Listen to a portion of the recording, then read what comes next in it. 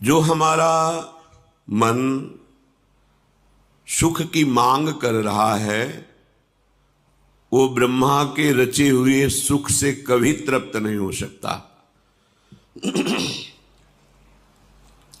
अगर होना होता तो जब से सृष्टि रची हम कुछ न कुछ बनते ही रहे, बहुत सी योनियों में गए, बहुत से भोगों को भोगा, बहुत से कर्म किए, पर जो मेरे मन की मांग है वो अभी तक पूरी नहीं हुई। और गलत दिशा में जाने के कारण पाप बनता रहा, अंधकार बढ़ता रहा, पर कदम अंधकार की तरफ ही गए, बंधन की तरफ ही गए, आसक्ति की तरफ ही गए। अब विचार करके हमें जो मार्ग मिला है उस पर चलो। हमारा मार्ग क्या है? भजन बल से निष्पाप हो जाना, पूर्व के पापों का नाश, वर्तमान में कोई पापाचरण नहीं, और आगे के लिए बिल्कुल सावधान कि कोई शास्त्र विरुद्ध आचरण ना हो पावे। हमें बहुत बड़ा लाभ मिलने का अवसर मिला है। क्षीण कल्मषाहा, कल्मष जितने पाप हैं वो महान भयंकर दंड देने के लिए तैयार हैं, उनको क्षीण करना है, नष्ट करना है। कैसे? पाप नष्ट करने का सर्वसमर्थ उपाय भगवन नाम उच्चारण, प्रियाजू का नाम लेना, नाम कीर्तन, नाम जप, नाम ध्यान और नाम सेवा। इससे बढ़कर इस त्रिभुवन में और कोई उपासना नहीं है। बहुत शीघ्र पाप नष्ट होते हैं, और पाप ही नहीं, पाप करने की आदत, प्रवृत्ति, उसका भी नाश हो जाता है। तो आगे पाप होंगे ही नहीं। अगर भूल से कहीं हो जाएं तो टिकेंगे नहीं, तत्काल हृदय में जलन होगी या कोई दंड मिलेगा और आप निष्पाप हो जाएंगे। क्षीण कल्मषाहा, यह हमें मन में बैठालना है कि हमारा प्रथम कर्तव्य है साधन मार्ग में निष्पाप होना। पूर्व के पाप की तो तुम चिंता मत करो। ये जो हम राधा राधा राधा उच्चारण करते हैं, सर्व पाप का विनाश हो जाता है। आगे प्रभु कह रहे हैं, छिन्न द्वैधा, अब कोई हमें संशय नहीं होना चाहिए। हमें मार्ग मिल गया है जिसके सब संशय नष्ट हो गए हैं। ये विश्वास से होगा, बुद्धि लगाने से नहीं होगा। एक वैद्य डॉक्टर जब हमें दवा देता है तो हमको बिल्कुल ज्ञान नहीं होता कि कौन सा औषधि है, क्या है, कैसा है। बस डॉक्टर पर विश्वास करते हैं और उसके कथनानुसार, नियमानुसार हम औषधि सेवन करते हैं। ठीक ऐसे ही सदगुरु की बात मानी जाती है। सदगुरु वैद्य वचन विश्वासा, संयम यह न विषय की आशा, कोई संशय नहीं। जैसे कोई वृंदावन आवे और उसके मन में है कि मैं बांके बिहारी लाल जू, राधा वल्लभ लाल जू, सेवा कुंज, निधिवन, राधा रमण जू, राधा दामोदर जू, इन सब के दर्शन करना चाहता हूं। फिर होगा कि कोई हमें दर्शन कराने वाला मिले। तो यहाँ के कृपालु जो तीर्थ पुरोहित जन हैं, वो आओ हम तुम्हें सब जगह दर्शन कराते हैं, हम उनके पीछे पीछे चल देते हैं। वो छोटी छोटी गलियों से होते हुए संपूर्ण वृंदावन की महानिधियों का दर्शन करा देते हैं। बिना उनके हमें पता ही नहीं कहाँ निधिवन राज है, कहाँ सेवा कुंज है, कहाँ हमारे प्रभु की कौन कौन सी लीलाएं हुई हैं। ऐसे ही इस माया प्रपंच में हमें पता ही नहीं कि मेरा सतमार्ग कौन है, कहाँ से मुझे जो मन की मांग है वो शांत हो जाएगी, मन की मांग पूर्ण हो जाएगी। पूर्णता का मतलब विश्राम ही नहीं, परम विश्राम। मन एकदम विश्राम प्राप्त कर लिया, संशय नहीं रखना है। अगर हमारे हृदय में संशय हो जाए कि ये जो हमें गाइड कर रहा है वृंदावन दर्शन कराने के लिए पता नहीं कहां ले जाएगा, तो हमारे कदम लड़खड़ा जाएंगे। ये डॉक्टर पता नहीं कोई ऐसी जहरीली दवा ना दे दे जो मैं मर जाऊं, तो फिर रोग निवृत्त कैसे होगा? विश्वास नहीं। पर हम ऐसे तो सब विश्वास कर लेते हैं, पर भगवत मार्ग में बुद्धि लगाते हैं, ये बड़ा दुर्भाग्य है। बड़ा तर्क वितर्क, बड़ा संशय। तो श्री भगवान कह रहे हैं जिनके सारे पाप नष्ट हो गए हैं और जिनके सारे संशय नष्ट हो गए हैं, आप सत्संग सुनते रहिए, कोई संशय नहीं रह जाएगा। इसका प्रभाव है, अपने आप सब संशय नष्ट हो जाएंगे। कोई तुम्हें प्रश्न करने की जरूरत नहीं। रोज का रोज हृदय बिहारी ठाकुर आपको वही सुनवाएंगे जिससे आपके सारे प्रश्नों का उत्तर मिल जाएगा। फिर श्री भगवान कह रहे हैं यतात्मानः, अपनी इंद्रियों को, मन को, चित्त को थोड़ा तो शासन करना सीखो। एकदम छूट, जब जैसा आया वैसा भोग लिया, कर लिया, देख लिया, सूंघ लिया, छू लिया, ये तो संसारी पुरुष का लक्षण है। अध्यात्म मार्ग के पथिक को दानता, मन को वश में करने वाला, दम, इंद्रियों का निग्रह करके दमन करने वाला बहुत कठिन लगता है, क्योंकि अभी तक अभ्यास रहा है, जहां जैसी प्रेरणा हुई वैसा कर बैठे। अब नहीं, अब तो विवेक से काम लेना है। सत्य कहते हैं ये केवल समय नष्ट करवाया जा रहा है भोगों में, क्योंकि हमारा ये समय बहुत कीमती है। अगर इसको प्रभु के भजन में लगा दे तो सार्थक हो जाए। पर भगवती भ्रमात्मक माया का ऐसा प्रचंड प्रहार होता है स्मृति पर कि हम क्रियाओं को, भोगों को, दृश्य को सत्य मानकर प्रभु को भूल जाते हैं। बस यही इसका प्रभाव है। जिस वस्तु से, जिस व्यक्ति से संयोग प्राप्त होने पर भगवद विस्मरण हो जाए वही माया है। बिना संयतात्मा हुए भजन नहीं हो पाता। जो मन में आया खा लिया, जो मन में आया भोग लिया। मन मानी आचरण तो मन मलिन, तो फिर पापवंत कर सहज स्वभाव, भजन मोर ते होए न भाव। भजन नहीं हो सकता, कोई भी हो। पहला क्षीण कलमशाहा, दूसरा संशयों का नाश, तीसरा अपने हृदय की वृत्तियों को बचाओ। जो विषयाकार हैं उन्हें कृष्णाकार करो, भगवदाकार करो, प्रियाजुमय करो। राधा राधा राधा एक एक वृत्ति से निकलना चाहिए। ऐसा हो जाएगा, क्योंकि आप अनाथ नहीं हैं। आपके ऊपर बहुत सामर्थ्य है, बहुत कृपा है। नाथ अनाथन हित समर्थ मोहन श्री राधा, विश्व मोहन मुनिमन मोहन श्री लालजू। और लालजू को मोहित करने वाली मोहिनी हमारी लाडली जू। कितने समर्थ हैं रसिक महापुरुष जन। एक क्षण में वो कृपा करे तो हमारा चित्त प्रियालाल के अनुराग रंग में रंग जाए। अब हम कोई अनाथ नहीं है। हमारे आराध्य देव है, सदगुरुदेव हैं, कृपा में धाम है, आचार्य है, वाणी है। हमारे पास बहुत से बल हैं, पर हम इधर तो देखते ही नहीं, इस बल का आश्रय लेते ही नहीं।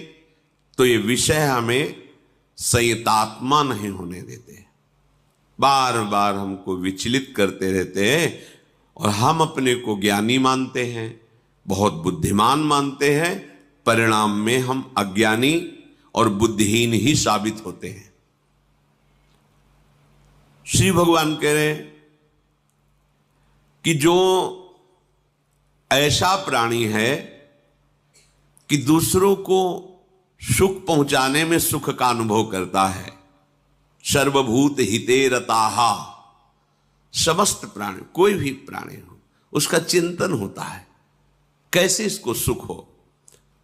जो भगवत मार्ग का पथिक होता है उसका चिंतन अलग होता है, और जो संसार माया का हृदय होता है उसका चिंतन अलग होता है। माया में हृदय में इससे सुख कैसे ले लूं, जो भी सामने आवे, वस्तु व्यक्ति स्थान, ऐसे मैं सुखी हो जाऊं इसके संयोग से। पर अध्यात्म मार्ग का पथिक, पशु पक्षी जड़ चैतन्य कुछ भी हो, मेरे द्वारा इसको कैसे सुख पहुंचे, बस दो मार्ग। सर्वभूत हिते रताहा, समस्त भूत जो हमारे सामने है उसको मधुर वचन के द्वारा, क्रियाओं के द्वारा, चिंतन के द्वारा हम उसको सुख पहुंचाएं। ऐसा हृदय जहां निष्पाप हुए, संशय रहित हुए और अपनी इंद्रिय और मन को शासन में किए, सबके सुख में सुखी रहने वाला भाव बना, तो लभंते ब्रह्म निर्वाणो, वो निश्चित ब्रह्म पद का लाभ प्राप्त कर लेता है। जहां अखंड प्रसन्नता है, कोई शोक नहीं, कोई चिंता नहीं, कोई इच्छा नहीं, कोई वासना नहीं। क्यों? लभंते ब्रह्म निर्वाण, उसके हृदय में ब्रह्म पदवी प्रकट हो गई, स्वरूप अनुभव हो गया। जो हमें भगवत प्राप्ति में बाधा पहुंचा रहे हैं ये विकार ही हैं और कोई नहीं है। कोई हमें बाहरी बाधा परास्त नहीं कर सकते।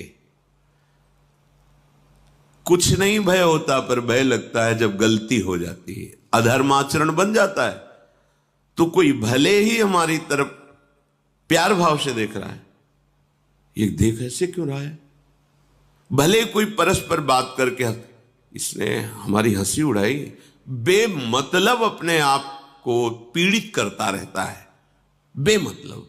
ये वहीं से आ रहा होगा, उसी से मिलके आ रहा होगा, बेमतलब मन जो है उसको दंड देता रहता, भय, संशय, चिंता, विषाद। इसी से छूटने का हमें अवसर मिला है। आपकी सारी चेष्टा काम क्रोध से मुक्त होने के लिए है, युक्त होने के लिए नहीं है। वियुक्ता नाम, मुक्त होने के लिए। हम क्या करते हैं? अध्यात्म के पथिक है, हम बढ़ावा दे रहे हैं। जो हमारा कल्याण करने में भारी बाधक है उसको हम सपोर्ट कर रहे हैं, उसको बढ़ावा दे रहे हैं। कैसे हम भगवत मार्ग को प्राप्त करें? थोड़ा तो विचार करो। जो हमें महादुख में घसीट रहा है उसी को हम और सहयोग दे रहे हैं, और जो हमें वचन के द्वारा, संकल्प के द्वारा, चेष्टाओं के द्वारा महासुख की तरफ ले जा रहा है, हम उसमें प्रतिकूलता का अनुभव करते हैं, हम उसमें दोष दर्शन करते हैं। उस अभेद हृदय को हम भेद भावना से देखते हैं। बड़ी विपरीत दशा माया ने प्रकट कर दी है। अभी तो ब्रह्म निर्वाणम, वो मोक्ष पदवी को, ब्रह्म पदवी को, वो भगवत साक्षात्कार पदवी को प्राप्त हो जाता है। अपने विकारों से अपने चित्त को हटाना। यदि नहीं हटा पा रहे तो प्रभु को पुकारो। अपने प्रश्न होते हैं कि हमारी बात ही प्रभु नहीं सुनते। महापुरुषों का अनुभव, कई लोग ये शिकायत करते हैं कि प्रभु को हमने बहुत पुकारा पर कोई उत्तर नहीं मिला, प्रभु ने हमारी बात नहीं सुनी। मैं तुमसे कहता हूं इससे बढ़कर झूठी कोई बात हो ही नहीं सकती। महापुरुषों के वचन है। अब तक जितनी बार पुकारा, जिसने पुकारा उसकी पुकार सुनकर तत्काल संकट निवारण और उत्तर प्राप्त हुआ कि मैं आ गया हूं। पर किसकी पुकार? जिसकी पुकार में दम हो। कौन सी दम?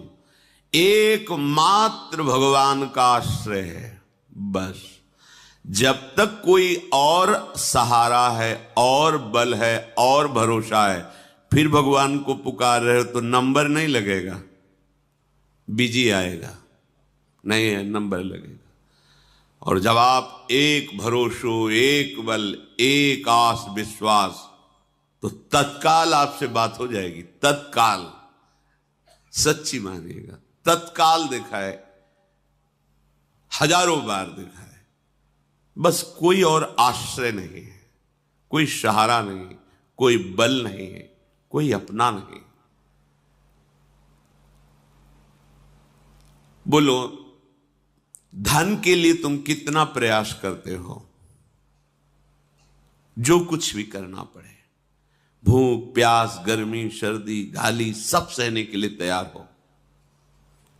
हितधाम में कुछ निर्माण सेवा उधर हो रही थी, मध्याह्न में प्रसाद पाके निकले तो देखा उनका जो कार्य कराने वाला था, हाँ ठेकेदार कहते हैं, सबसे बड़े ठेकेदार तो भगवान है सबके, पर उनको कोई जानता ले, वो अपने को ठेकेदार समझते हैं, तो उनको काम करवाना अधिक है, तभी तो उनको लाभ मिलेगा। वो गाली दे रहे थे, वो अपना कोई ऐसे खड़े बीड़ी पीड़ा गाली दे रहा है, ऐसा बड़ी धूप थी, तमाल वृक्ष के नीचे हम खड़े थे। जब वो चला गया तो कहा, भैया क्यों गाली दे रहा था? हम बोले, ये हमारे काम कराने वाला है। तुम कहा, आपको गुस्सा नहीं है? बोले, बाबा गुस्सा आएगी तो शाम के पैसा नहीं मिलेगा, हमारे बच्चे भूखे रहेंगे, रोज का रोज कमाता हूँ, रोज का।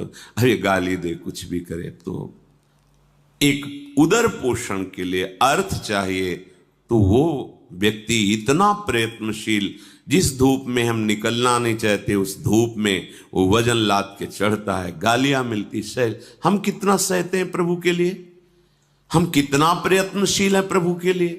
आप विचार करके देखो, हम कितना प्रयासरत हैं प्रभु के लिए। और हम कहते हैं हम प्रभु के भक्त हैं, हम भगवत प्राप्ति करना चाहते हैं। वो चंद रुपए प्राप्त करने के लिए गाली सहने को तैयार है, गर्मी सहने को तैयार है, भूखा प्यासा जैसा भी हो।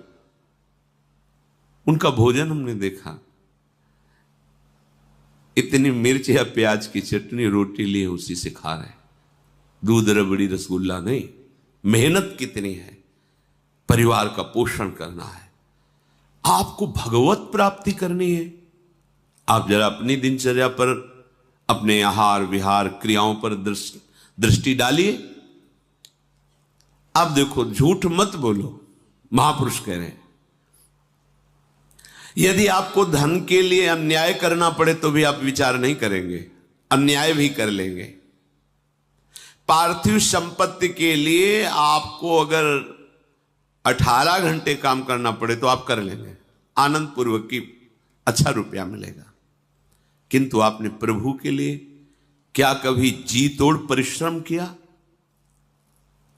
रात दिन नाम मंत्र वाणी चिंतन, हमें फुर्सत नहीं है, मुझे भगवान चाहिए, मुझे प्रभु चाहिए, मुझे समस्याओं से निकलना है, मुझे विजयी होना है, मुझे परमानंद प्रभु के साथ रहना है।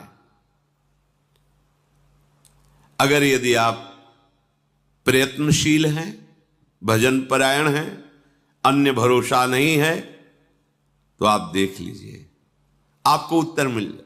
उत्तर क्या सामने होते हैं? उत्तर कोई दूर से बात थोड़ी होती प्रभु के, कि संकेत हो रहा है। इतना प्यार करते हैं अपने जनों को कि उनके मानस पटल में सामने खड़े होते हैं। भगवान कपिल देव जी ने, वो मेरे से संभाषण करते हैं, वो मेरे साथ खेलते हैं, हंसते हैं। पर यह सौभाग्य जब एक भरोसो, एक बल, एक आश विश्वास। बिल्कुल चिंता मत करो, हम बहुत बड़े बल से युक्त हैं। हमारा बस लक्ष्य बन जाए कि हमें अब सब दुखों से निपटना है, निष्पाप होना है, मुझे आनंद अनुभव करना, यही मन चाहता है। अब मुझे शांति चाहिए, अब विश्राम चाहिए, अब मैं चिंताओं से रहित होना चाहता हूं, अब एक आनंदित होना चाहता हूं, किसी ऐसे दोस्त का वर्ण करना चाहता हूं जो सदा मेरा ही हित चाहे और मेरे लिए मेरे से दोस्ती स्वीकार करे। वो केवल भगवान